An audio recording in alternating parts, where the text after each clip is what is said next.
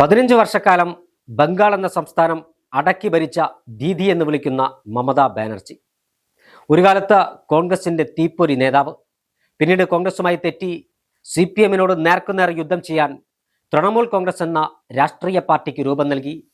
വങ്കനാടിന്റെ മണ്ണിൽ, അതായത് ബംഗാളിന്റെ മണ്ണിൽ കോൺഗ്രസ് രാഷ്ട്രീയം ഏറെക്കുറെ അവസാനിപ്പിച്ച മമതാ ബാനർജി 2011 CPM-നോട് നേർക്കുനേർ ഏറ്റുമുട്ടിയാണ് ബംഗാളിൽ അധികാരം പിടിക്കുന്നത്. 34 വർഷക്കാലം ബംഗാൾ തൻ്റെ ഉള്ളം കയ്യിലിട്ട് അടക്കി ഭരിച്ച CPM നേതാക്കന്മാരോട് കടക്കു പുറത്ത് എന്ന് പറഞ്ഞ അധികാരത്തിലേക്ക് കടന്നു വന്ന മമത സിംഗൂരിലും നന്ദിഗ്രാമിലും ടാറ്റ കമ്പനിക്ക് വേണ്ടി ഭൂമി ഏറ്റെടുക്കാൻ ശ്രമിക്കുകയും വെടിവെപ്പിൽ കർഷകർ കൊല്ലപ്പെടുകയും ചെയ്ത കടും പ്രതിഷേധം ബംഗാളിന്റെ മണ്ണിൽ അരങ്ങേറിയപ്പോൾ ആ പ്രതിഷേധങ്ങൾക്ക് നേതൃത്വം നൽകിയത് മമതാ ബാനർജിയും സുവേന്ദു അധികാരി ഉൾപ്പെടുന്ന ആളുകളായിരുന്നു. അന്ന് മമതയുടെ വലങ്കൈയായിരുന്നു സുവേന്ദു അധികാരി. പിന്നീട് മമതാ ബാനർജി അധികാരം പിടിച്ചു. സുവേന്ദു അധികാരി തെറ്റി, അയാൾ BJP-യിലേക്ക് പോയി. ഇന്ന് ബംഗാളിന്റെ മുഖ്യമന്ത്രിയാണ്. എന്നാൽ മറുഭാഗത്ത് മമതയുടെയും തൃണമൂൽ കോൺഗ്രസിന്റെയും രാഷ്ട്രീയ ഭാവി അസ്തമിച്ചു കഴിഞ്ഞു.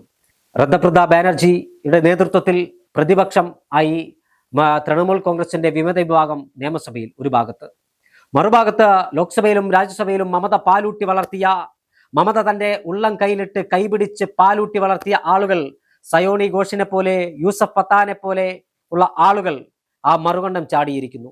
അവർ BJP-യുമായി ചേർന്ന്, NDA-യുമായി ചേർന്ന് അവർ മുന്നോട്ട് പോകുന്നു. കടിച്ചതുമില്ല പിടിച്ചതുമില്ല എന്ന അവസ്ഥയിലാണ് മമതാ ബാനർജി. അതുമാത്രമല്ല, മമതയെ ഇന്നലെ തൃണമൂൽ കോൺഗ്രസ് നിന്ന് പുറത്താക്കിയതായി മമതാ ബാനർജി വാർത്താക്കുറിപ്പിൽ അറിയിക്കുകയും ചെയ്തു.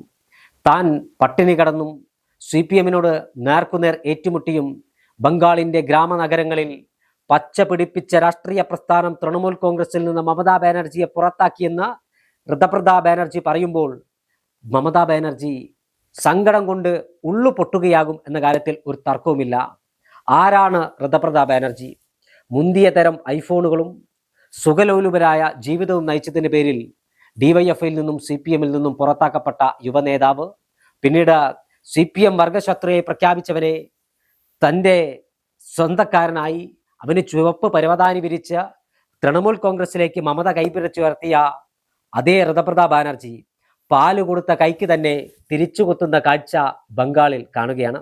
ഇത് ബംഗാളിൽ മാത്രമല്ല, ഇത്തരം പല കാഴ്ചകൾ നമുക്ക് പലയിടത്തും കാണാൻ കഴിയും. അതിൻ്റെ ഒരു ഉദാഹരണമാണ് പാല് കൊടുത്ത കൈക്ക് കുത്തിയ ഈ ബംഗാളിലെ രാഷ്ട്രീയ കാഴ്ച. രാഷ്ട്രീയ രംഗത്ത് മാത്രമല്ല, പല രംഗങ്ങളിലും പല മേഖലകളിലും ഇതേ കാഴ്ചപ്പാട് നമുക്ക് കാണാൻ കഴിയും. ഏറ്റവും അവസാനം രാജ്യം ശ്രദ്ധിച്ച ഒരു കാഴ്ചയാണ് ബംഗാളിൽ മമതാ ബാനർജിക്ക് ഉണ്ടായത്. തൻ്റെ രാഷ്ട്രീയ ജീവിതം ഏറെക്കുറെ അവസാനിച്ചു എന്ന് മമതാ ബാനർജിക്ക് കൃത്യമായ ബോധ്യമുണ്ട്.